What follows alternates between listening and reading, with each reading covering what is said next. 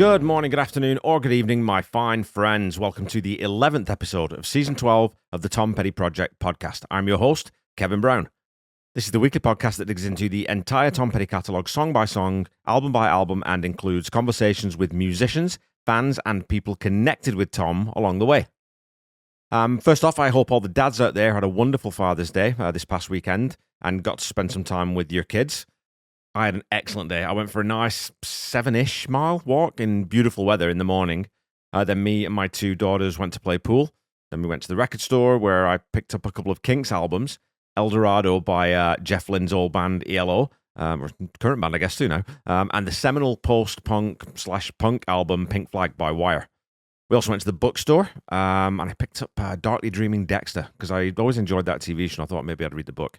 And then we came home. Had some amazing ribs for supper that my lovely wife cooked, and then we finished off the day by watching Lilo and Stitch together, which is a movie I've seen dozens and dozens of times, especially with my eldest daughter when she was just a little, and that was one of her favourite movies. And I am talking about the original animated version, not the new CGI one, which I don't know if I'm going to watch that one. And I don't know about you guys, but the years are just whizzing by altogether more quickly than I would like. I mean, I love having my kids be adults and having, that kind of relationship with them, but man, some days I really miss them being little. There's just something different about cuddles with a 3 or a 4-year-old, Anyway, over on social media, we were talking about last week's song, Billy the Kid, and the poll came back overwhelmingly positive. 24% of you gave this a top of the tree 10 out of 10. 61% of you were in the same range as me, giving the song a 7 to 9 out of 10. And the remaining 15% of you came in at a 1 to 6. And I'm always curious to hear from those people who rank the songs at that lower tier. So thankfully, my pal Pete Nestor from the Honest and Unmerciful Record Review podcast gave me his perspective, writing, "Mother always said, if you don't have something nice to say, keep your opinions to yourself. Sorry, Mom, but this is one of my least favourite songs on Echo. It's a perfectly fine song, but I've always felt it was just a swinging redux and nothing special on its own. Your excellent lyrical dissection has had an impact on me, and maybe my 6 out of 10 rating was a bit harsh, but it's never been a track that stood out for me musically." And thanks, Pete. I completely understand where you're coming from on this one, but I think it's one of those intangible things for me. This song just hits me in the sweet spot, and as you say, it's, if it's a companion piece of swinging, then it acts as a thematic reprise, and I'm sort of just fine with that, I think. And I should tell people too, Pete and his co-host Brian just released a fantastic episode of their show covering the album Gimme Fiction by Spoon, who are a band I'd never heard before I listened to that episode. Really cool album, really enjoyed it, and I'm definitely going to be digging in. And that's the nice thing about podcasts. Sometimes they introduce you to bands or music or songs that you've never heard before. So I'll leave a link in the episode notes if you want to go check that out. And if you like the format of this show and the nerdery of digging into the music, I think you'll probably enjoy spending an hour or so with Pete and Brian. So go check that out in the episode notes. The wonderful Nora Hayward-Olsen builds on this idea of this being the second half of swinging, saying, "I gave the pod a listen today and great insights as usual, Kevin." Thanks, Nora. I see this song almost as the companion piece or flip side to Swingin'. Swingin' was a tale of fighting a personal battle or inner demon, and Billy, to me, is about the resilience we never quite heard in that song. Again, this is all a matter of perspective. Just the lines "went down" compared to "got up again" say the main differences in the two stories. And I can definitely see this as a solid argument, Nora. I do like that juxtaposition of "went down" versus "got up again." They speak to that resilience and that grit that you're talking about. Executive producer Paul Roberts wrote, "Great pod, Kev." Thanks, Paul. Well worth waiting for. Echo must be Tom's most underrated album. This is a gem of a song with lyrics that instantly burrow themselves into your brain. A real shame few of the tracks were played live. And I couldn't agree more, obviously, with this, and we've definitely been discussing, and will again, the darkness that surrounded the making of this record and the legacy, the emotional legacy that it left behind for all band members. And I think this alone is one of the things that makes this album somewhat revered by a substantial portion of us in the fan base. There's a solidarity and a protectiveness that we all feel with and toward Tom in recognizing that this was the most difficult time in his life. So we hold the work as important and meaningful and accept that he couldn't revisit this period as often as maybe we would have liked. Jess Kaufman goes back to the song before this one saying, "The more I think about it, It Won't Last Long is the name of the song, and then the song does last long. Can't just be a coincidence. I'm deeming the meaningless outro meaningful and intentional." And I see that you're siding with Nick Apostolaris on this one. I'm absolutely fine with that. Over on Instagram, Chris Fritz simply says, "So glad to hear the praise. Brilliant song." And to finish up, over on Blue Sky, my pal Steve Ursel left this note. "I like this one. Similar theme to I Won't Last Long and Swinging, with that sense of fighting back in hard times. And after some of the bleaker songs, it's a welcome contrast. The verses give context and depth to the ultimately defiant sentiment, and it's a catchy chorus that you can get behind. As an aside, I semi-coincidentally rewatched Young Guns last week with Emilio Estevez playing Billy the Kid. It doesn't hold up quite as well as I'd hoped from my teen memories, but still very slick and good capering fun. So first off, I think you've hit on why I like this song immediately, Steve. It's a really hooky chorus.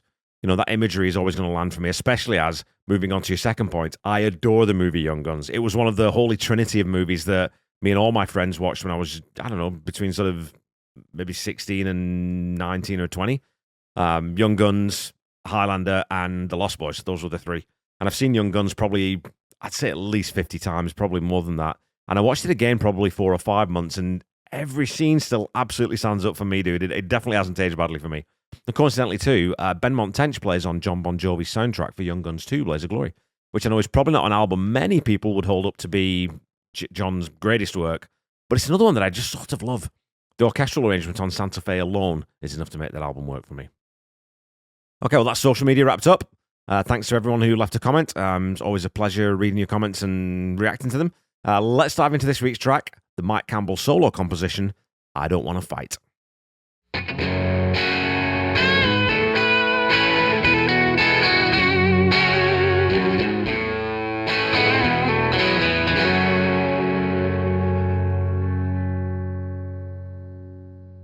Okay, let's get into the song. In 2000, Mike Campbell met Jason Sinney on a session he was working on. In his superb memoir, Heartbreaker, Mike says, "At first, I didn't know what to make of him. He had a pointy guitar and green hair, or maybe it was a green guitar and pointy hair. Either way, it was strike one and strike two. But he was a sweet kid and a really good guitar player, so I started inviting him over to the house. Jason had great feel and timing. In 2004, I met drummer Matt Logg and bassist Lance Morrison, through Chinna, of course. The next thing I knew, I had a little band." This band would of course become the Dirty Knobs, and Mike explains, "We would get together a few times a month and set up in the cabana next to my swimming pool and spend a couple of days bashing out songs. We cranked out songs and I came up with lyrics and barked them out as best I could. We got a 30-minute set together and played bars in LA under the name the Dirty Knobs because we all had old tube amps with potentiometers that crackled when we turned them up loud. There was no Mike Campbell and no mention of the Heartbreakers. Word got out eventually, but most times I would be playing for half-empty bars of people who didn't know or care who I was. It was great." So the Dirty Knobs have so far released 3 studio albums, but as we know from Mike's autobiography, this was not a sure thing whatsoever. One of the most shocking things to learn in the book was Tom's reaction when Mike sent him over a selection of what he considered to be the Dirty Knobs' best songs. After agonizing over what to include, he was then surprised by how quickly Tom got back to him and describes Tom's reaction, quoting Tom as saying, "Well, it's better than Keith Richards, I'll give you that. He caught me off guard. I started to thank him before I realized it wasn't a compliment. What are you doing? It sounds like a bad impression of me. I reached for a compliment to placate him. I guess it's good then, if it sounds like you." There was then a very painful conversation which Mike outlines in his book, which concludes with Tom telling him that the positive feedback Mike had received from friends was not to be trusted, saying, "They don't want to hurt your feelings. Of course they're going to tell you it's good, but it's not good. You shouldn't be doing this." Now, we can all speculate as to Tom's reasons for reacting to Mike's songs in this way. I suspect that there was an element of honesty and sincerity in Tom's reaction. Maybe he truly believed that at that point, the songs weren't ready or weren't good enough or polished enough, and that Mike wasn't ready to lead a band, his vocal wasn't quite up to scratch, whatever that might have been.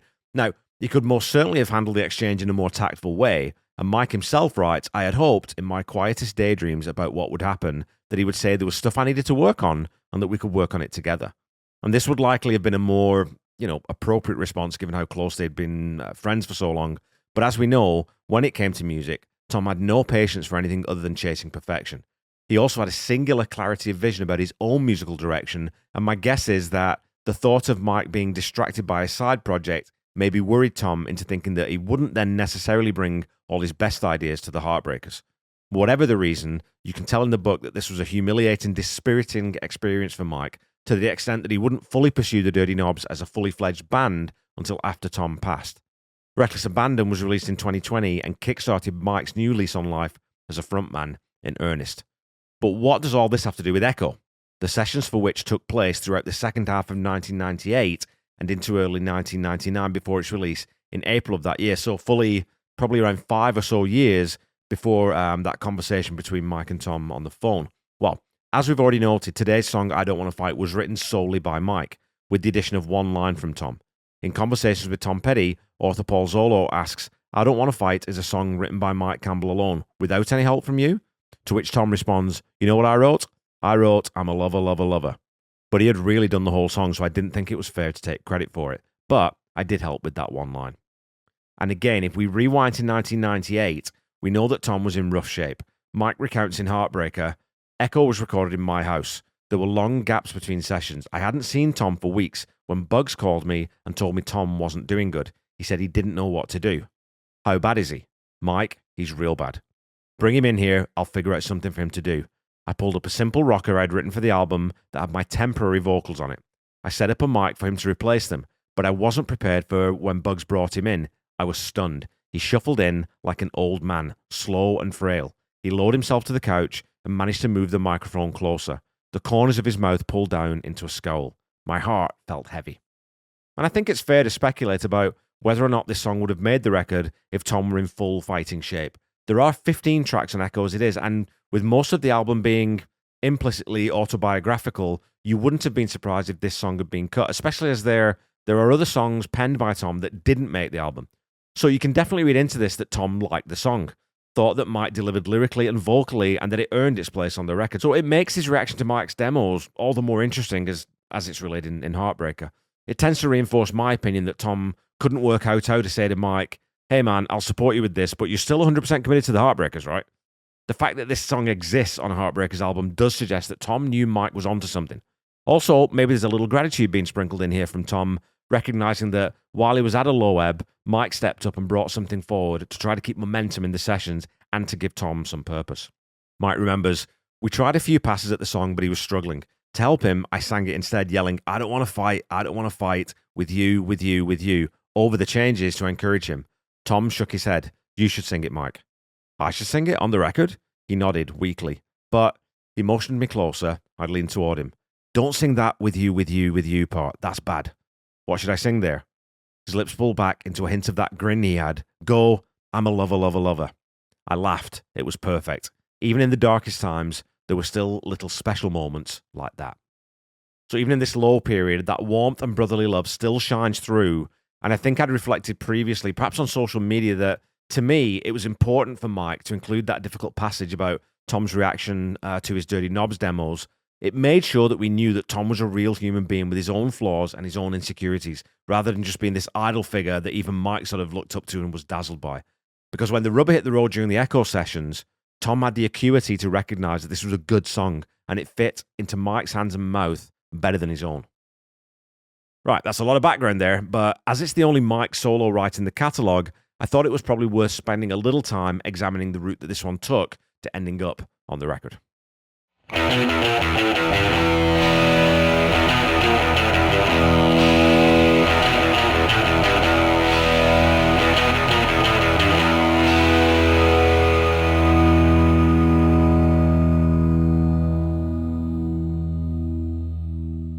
Okay, folks, it's time for some petty trivia. Your last trivia question was this. Excluding things like it, at, and the, and what word is the most frequently found in Tom Petty song titles? Is it A, love, B, heart, C, time, or D, don't? Well, first of all, I should have specified that I'm talking about the 16 studio albums. So the stats on this are interesting. Love is the second most used word and shows up 6 times on the songs A Woman in Love, It's Not Me, Ain't Love Strange, Love Is a Long Road, Accused of Love, Have Love Will Travel, and Damaged by Love. The word heart shows up 4 times on Listen to a Heart, Change of Heart, A Mind with a Heart of Its Own, and Only a Broken Heart. Time is mentioned 5 times on the songs When the Time Comes, Time to Move On, Wake Up Time, Flirting with Time, and Taking My Time, meaning that your answer is don't, which stands alone in first place with 7 occurrences on Fooled Again, I Don't Like It, Don't Do Me Like That, Don't Come Around Here No More, Don't Fade on Me, You Don't Know How It Feels, Don't Pull Me Over, and of course this week's song, I Don't Want to Fight.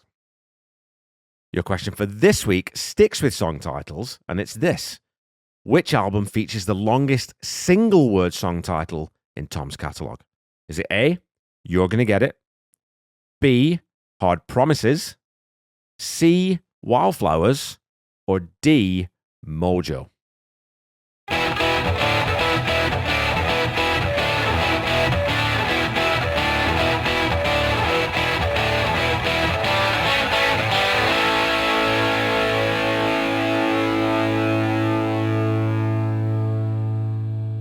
Okay, well, I said was usually say back to the song, don't I? Here, but to start the song, the intro is a very aggressive, punk-flavored four chord progression that ends on a dissonant 4-note slight bend. As far as I can hear, there are only two guitar parts here, with Mike's jagged guitar part being mirrored in the right channel in all but the last two beats of the second bar of the phrase. And I do wonder, given the background that Mike gives us, whether Tom actually played on this one. There definitely only seems to be two guitars here, and if Tom was basically out of action, it may be that he handed off the reins on this one to Scott Thurston. The bass line is really punchy and matches that first, fifth, sixth progression, and Steve Ferrone is hitting those drums uncommonly hard to add power to the song, also using a double kick and a gloriously sloppy hat. After an 8-bar intro, the drums rat-a-tat-us into the first verse, where Mike slightly mutes the first two chords to create just a slightly different energy, and we also have a very simple repeated lyric. I got a hole in my head, I got a hole in my head, I'd be better off dead, I got a hole in my head. And I remember commenting to my pal Nick Apostolaris during our last conversation on the show about the fact that none of the songs on Echo are nihilistic about the low state of personal affairs that its central narrator finds himself in. This song almost gleefully tips that on its head, but it's not a real death wish, is it? It's an outward expression of anger and pent-up frustration. So this verse lasts another 8 bars, and the song careens straight into the chorus, where we hear the guitars playing more sustained, fuller chords, and not adding that coda section to the main progression. We also have a similarly repetitive phrase through this section: I don't want to fight, I don't want to fight, I don't want to fight. And for all the talk about Mike being less comfortable as a lead vocalist, there are little signs that he has the ability to deliver a line with a little subtlety here and there. If you listen to the first two repetitions of I don't want to fight, he goes up on that last syllable, whereas the last time he goes down, almost as an act of resignation and capitulation. The chorus ends with that great line, I'm a lover, lover, lover. And not to diminish Mike's sparse lyrical work, but as Paul Zollo comments to Tom, that's the punchline to the whole song. It makes it work. And I think this is a solid observation. Without that line, this is still a great, abrasive punk track, but it wouldn't have quite the same charm if the line was, with you, with you, with you. I'm a lover, lover, lover has more of a cheeky quality to it that gives the song its heart. After a 2-bar turnaround, we head into the second verse, and Mike sings, you're always laughing at me, you're always laughing at me. Yeah, when nothing's really funny, you're always laughing at me. And he's taking a trick from Tom's playbook here and dancing around the syllabic meter of that third line, going from 7 syllables to 8. There's another great drum fill from Steve Ferrone coming round the toms from high to low, and we hear the chorus again, this time with a cowbell added onto each beat to really punch home that driving pulse. And this time we get the lover, lover, lover tagline repeated twice before we head into the solo. And this solo is an almost prototypical Mike Campbell part on this album. Lean, spare, and quite jagged. And you have to think that Scott Thurston would have been the most at home in this groove of any of the Heartbreakers. This song throws back to his time in Iggy Pop and the Stooges more than anything else he'd have contributed to on the record. In fact, you can almost imagine him hearing it and thinking, oh yeah, I know exactly what this is. We come back out to the solo into the last verse, where Mike drops the syllable count on the third line again, but it's such a waste, just 5 syllables, after opining, you got a pretty face. We have the chorus again, unchanged, and then that double delivery of I'm a lover, lover, lover, and then we go back to the intro progression with the cowbell persisting through this section before a big, messy rock and roll ending. Boom, in and out. And it's interesting that Mike's never dusted this one off with the dirty knobs, and I think this goes back to him talking about how difficult a period this was, and given the circumstances around its conception, you can see why it might be ground that he wouldn't want to revisit. The song was a mainstay on the Echo tour, however, and in the Spotlight on a Heartbreaker series, which used to appear on the official website many years ago, saw fans email questions in front of the band to answer, Mike was asked, what is your favourite song to perform live and why? His response? This tour, I liked I Don't Want to Fight, because I got to be king.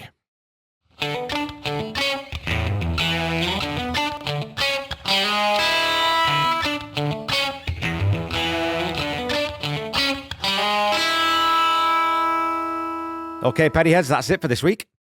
If Echo is the emotional centre of this album, from Tom's point of view, you could almost imagine I Don't Want to Fight being the centre of the band's viewpoint.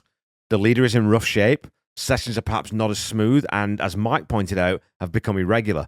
So sitting around and waiting for something to happen is never a great situation. All that uncertainty can lead to, some of the frustration that you can hear being vented here.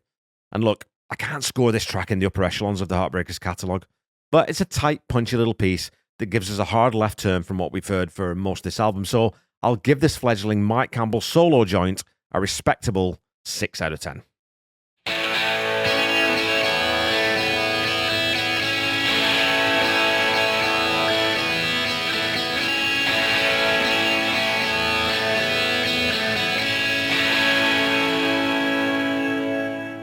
The Tom Petty Project is a proud member of the Deep Dive Podcast Network, so go check us out at deepdivepodcastnetwork.com.